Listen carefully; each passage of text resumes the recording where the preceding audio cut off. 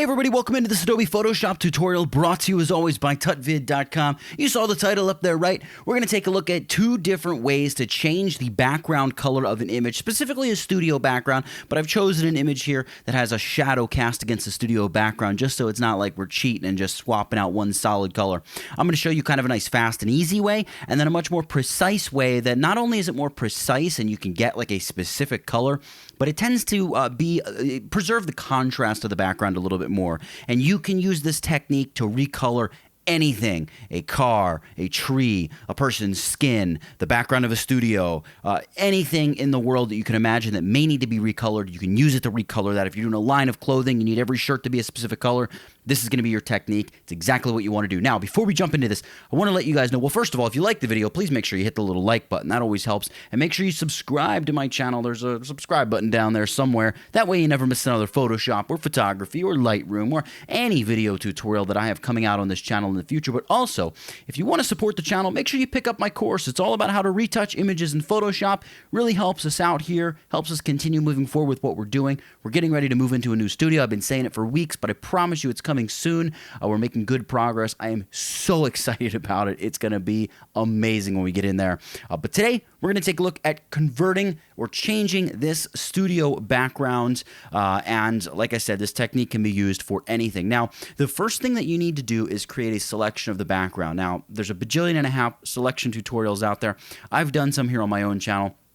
So I've gone ahead and created a selection and saved it as a channel right there. Now, this is not a super precise selection because I want to save that part to show you how I select around the hair so we get some kind of selection goodness here. But I just went ahead and used the quick selection tool, this guy right over here, zipped around the background, cleaned up the edges a little bit, and then you just go like select, save selection, and you give it a name or whatever, and it's going to save it as a channel. So I'm going to hold down my Command or Control key and click on that selection, and it's going to load it as a selection. By the way, it loads the white part as a selection. So I'm going to load her as a selection. I'm going to click up here on this eyeball to turn on my RGB layer, click on the eyeball down here to shut off the background, and we need to also make sure we actually click on the RGB composite channel so we're working in our image again. So we don't want to be working there on our channel. I'm going to go back to the layers portion of my layers panel here so I don't mix anything up. And let's do just that. We're going to go select and mask to jump into our select and mask panel. I'm going to zoom in a little bit here. I'm going to scroll up. I'm going to bring my properties panel over here, and I've got some tools as well.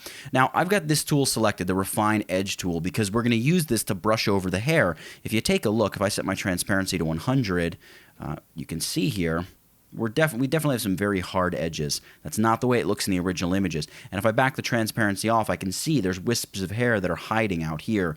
And over here, we can see there's kind of a little bit of a mess. So what we want to do is with this Refine Edge brush, and you can use your bracket keys to make the brush bigger or smaller, or you can come up here and select here and use the slider, the size slider, I should say. And we're just going to begin painting over the areas that we want to show again. So I've got all this hair here. I'm like, yep, Photoshop, go in there and find all those edges for me. And Select and Mask is still one of those tools that it can be a little hit or miss, but it's getting better, and Adobe is working on making it better, so that's cool. I'm going to come across here the top of her hair. I'm only really going to mess with areas that I know look definitely like they need to be cleaned up a bit. See, we can knock that color right out of there. Great. We'll come around her hair here, and that's probably about good enough. If you overdo it, you end up causing a lot of destruction to the edge of your selection, so you want to be careful of that.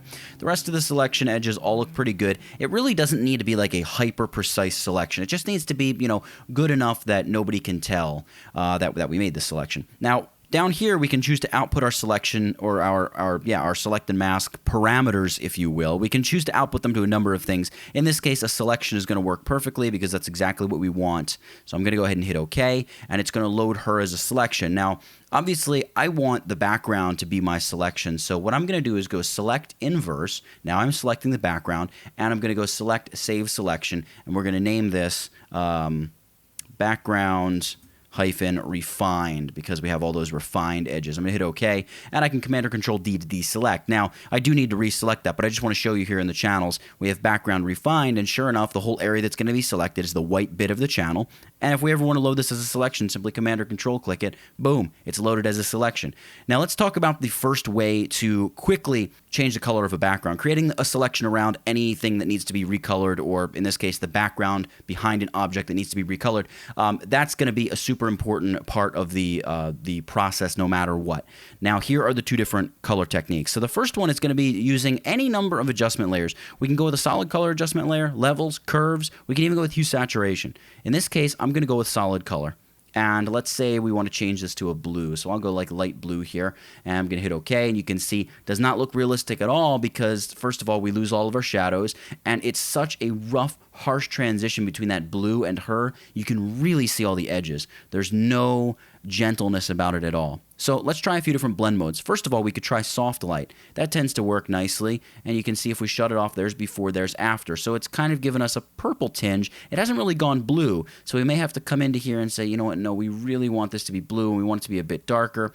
But you can see the soft light blend mode, it's going to work with the color that's there. And in this case, we have this very light pink background, so it's always going to kind of mix a little of that in there. So maybe that's not ideal. Let's go back to like a lighter blue color here. In fact, I'm going to go with a more rich blue, maybe something like that. Hit OK. We can try another blend mode, something like color. And color, whoop, I shut off my background there. Color is going to do exactly what you'd imagine a color blend mode would do. It's going to take the hue and the saturation and apply it to the background or the area that it's allowed to. In this case, you can see we have this layer mask that's been created on our color fill layer. And by the way, that's there because we loaded that background refined channel as a selection before we created this color fill layer. But it applies the hue and the saturation of whatever color we choose to the areas that it's masked into. So we could go to like a red, and you can see it's, well, we're back to like a pink red. We can go to a green, we can go to a yellow, go to an orange. So any number of things. And this actually isn't that bad. It looks really realistic, it looks really nice, and it's super duper easy to do, but it's still not as precise as I would like. You can try something like hue, and hue just transfers the hue of this color. It doesn't worry about the brightness or the saturation or any of that stuff. It simply transfers the hue to that background. So we can go with a green, we can go with a yellow, orange, red, you name it, and hue will do its thing. The other thing you can try is sometimes blend modes like multiply or screen work nicely, and you get a more exact color, and you can see the shadow is still there. But the problem is it just gives us no forgiveness when it comes to the edge of our selection. So it can be kind of difficult. You can try reducing the opacity a little bit. It can be interesting, but again, if you reduce the opacity, obviously you're going to start blending in your original background color, this pink background color. We don't really like that. Now, before we go any further, I just want to remind you guys that you can pick up a copy of my course. It's all about how to retouch images in Photoshop. If you enjoy this kind of stuff, if you work on images, if you're a photographer, if you're an amateur photographer, you're going to learn so much from that course, and you help us keep doing what we're doing here at tutvid.com. A link appeared right up there, as I mentioned earlier. So let's get back to this video. So we've got this color fill mode, and usually I'll go with something like color. But again, the limitations here are that you maybe can't match an exact color. We can definitely get a blue or a purple or an orange, but we have some limitations in terms of, you know, how much difference can we have? I mean, even if we desaturate the blues, it literally looks like our shadows are getting darker. And if we darken our blue, well, it doesn't really look like much has changed, right? It's barely a change from the dark to the light. In fact, most of the change happens just in the shadows. So there's some limitations there. So one thing we can try is Command or Control click on this layer mask. It's going to load that as a selection. Let's hide our color fill layer. We can go with like a levels. We're going to mess with curves in a second. Let's go with like a levels adjustment layer. And you have all these color channels here where I can say, hey, go to my green and boost the green, right? But you can see it's really starting to wash out some of my shadows a little bit. So you know, we just want to be careful how much we push it in one or the other direction. And we can get a lot of really cool mixtures of color this way. And you know, you can really get some interesting stuff. You can go with more of an orange or more of a green.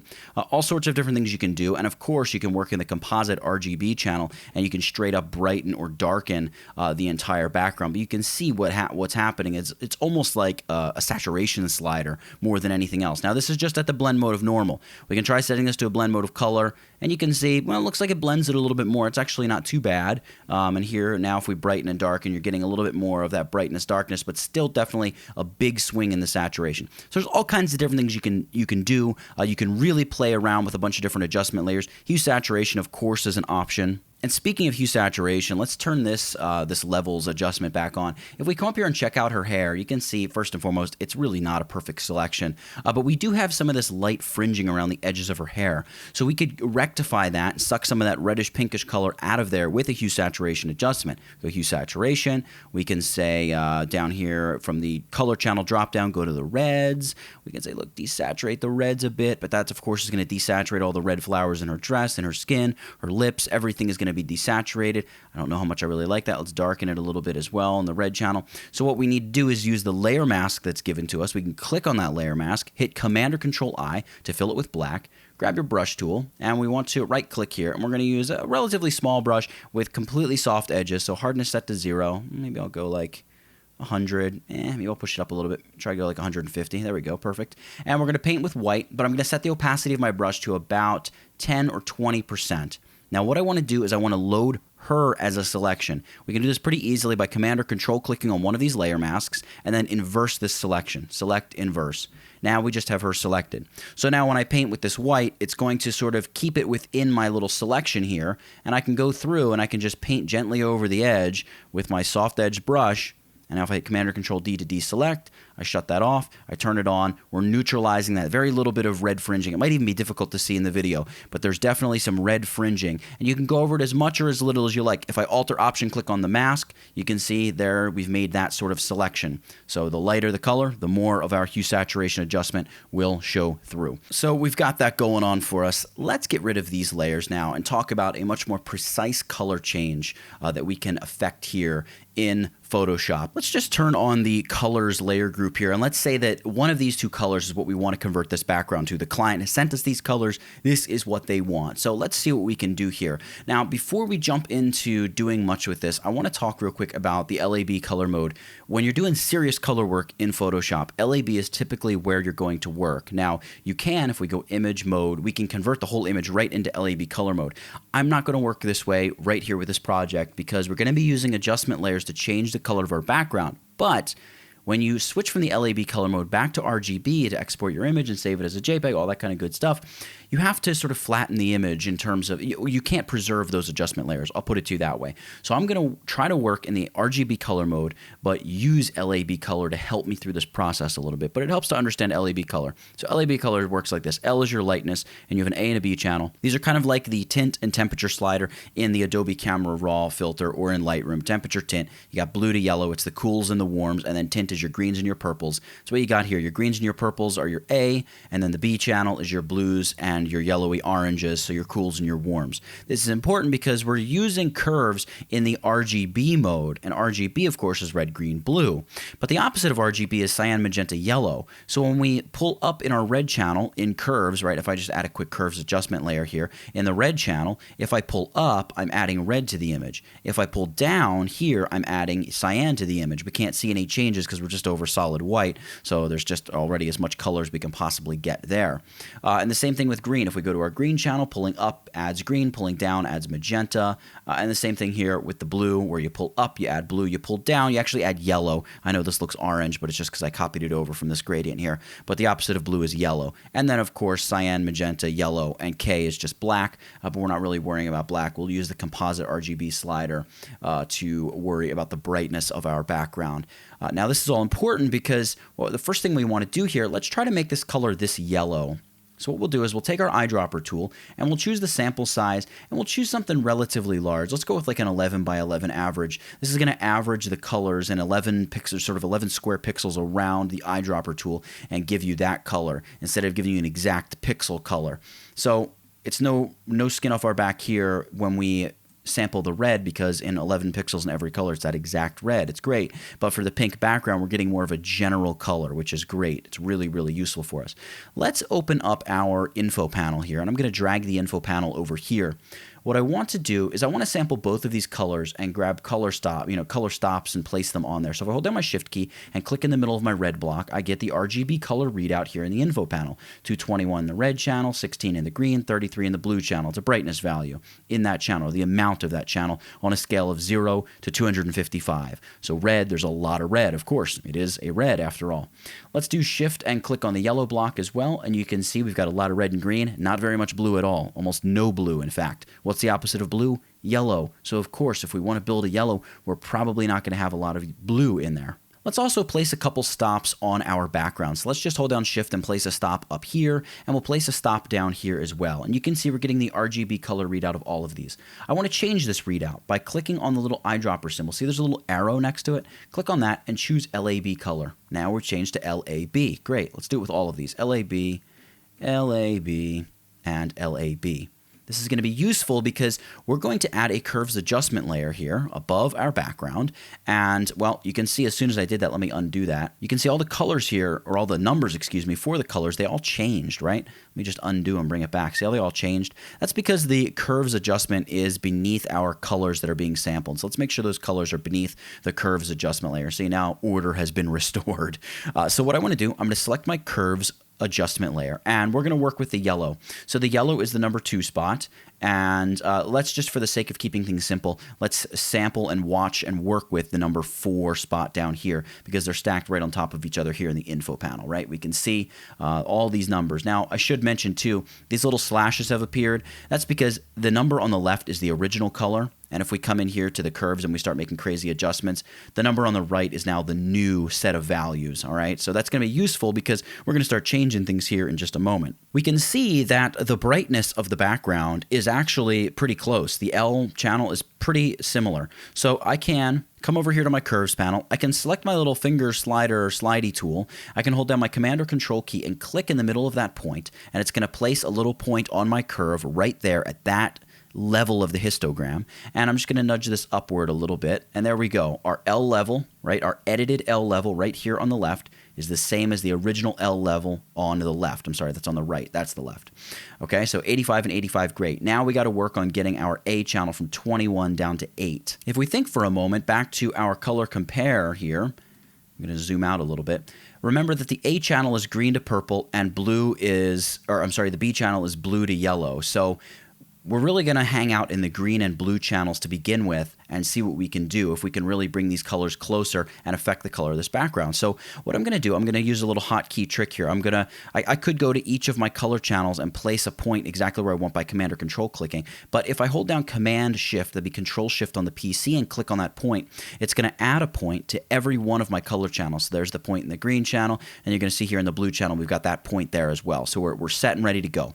Let's go with greens here. And I've got my green point selected, and what I'm going to begin doing is just nudging this downward. All right, now as I nudge it downward, my number's going up. It went from 22 to 24. That's bad. I want it to go down to 8. So I actually need to increase the amount of green in my background. So I'm holding shift and nudging upward. And there we go. Something like that is good. Now I've got a ton of green, so I need to come down here and look at the B. And the B, well, you can see we really need to change things here because we need to make that 85. Right now it's, what is that, 9. So let's go to our blue channel. And I'm going to pull down on this. I want to introduce yellow. I know I don't want to introduce blue. And you can see as I move down, what's happening is that number is moving up. Now the other numbers are moving as well, so we'll have to go back and tweak and adjust them. But we're trying to rough it in right now. So let's bring this down, down, down, down, down. I'm going to keep nudging down with my arrow keys, and there we are at 85. Now we got to go back to our green channel, and we were going to select that point, and let's try nudging that downward a little bit. And we're going to bring this back to, or as close to 8 as we can get it. There we go, something like that. And you can see that's actually pretty close. We may have to go back into our blue channel and tweak a little bit more. So we can tweak this a little bit more. We can push down on this, down on it, and something like that. 84 over 8 over 84. So you can see that's super duper close to our yellow. Now we have a very obvious problem. Let's close our info panel for a second. Very obvious problem of this background color now completely covering the girl. So what we can do is go to our channels, load the background refined as a selection, command or control click on it, go select, inverse, right there, inverse, go back to our layers, and probably the easiest way to do this would be to go layer, layer mask, because see there's already a layer mask on that adjustment layer mask, delete to get rid of that layer mask, and then simply go down here and click on the new layer mask icon, and it's going to use our selection and give us a new layer mask. Now I probably shouldn't have inversed my selection, should I have? So let's go select inverse to bring it back to the way it was.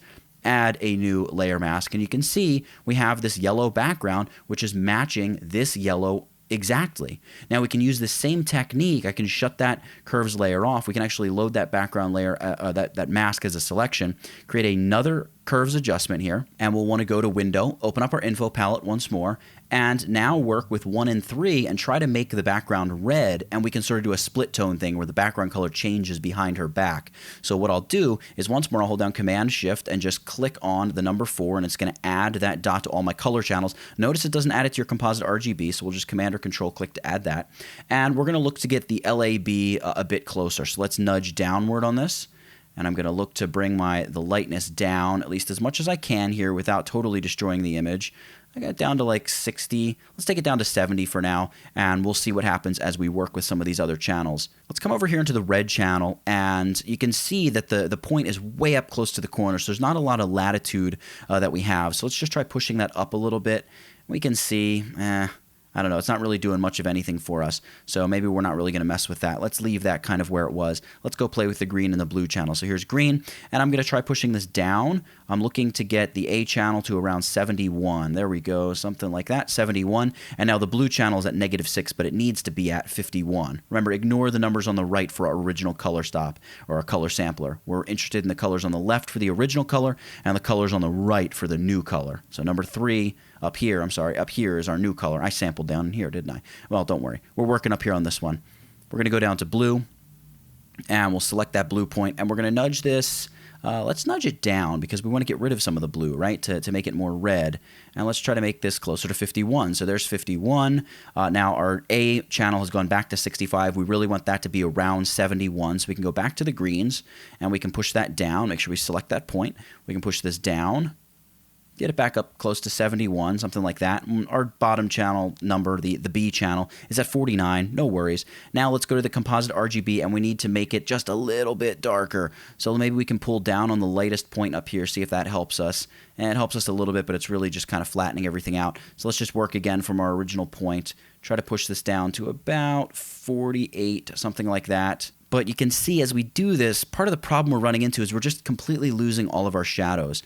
So we may just keep that a little bit brighter and live with the lightness channel being a little bit brighter. And let's just see how close it is. We can always come back and tweak and adjust later.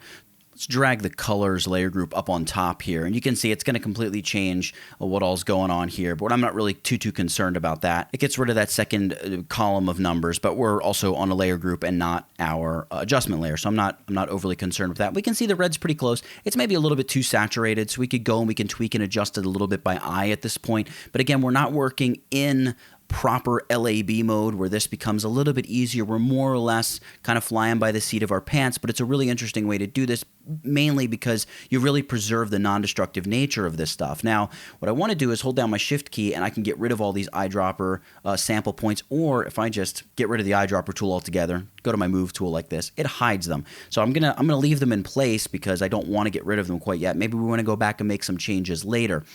You can see the edge of her hair is nowhere near perfect. I'm not going to concern myself with that. I want to finish this effect off, and the way we're going to finish this off is by making sure that we have half of her colored red and half of her colored yellow. So what we'll do is we will go View, New Guide. Well, you know what, actually, let's just show the ruler. So we'll go Rulers, and I'm going to click on the ruler over here, and I'm going to click and drag and place it like, about half of her body, something like that.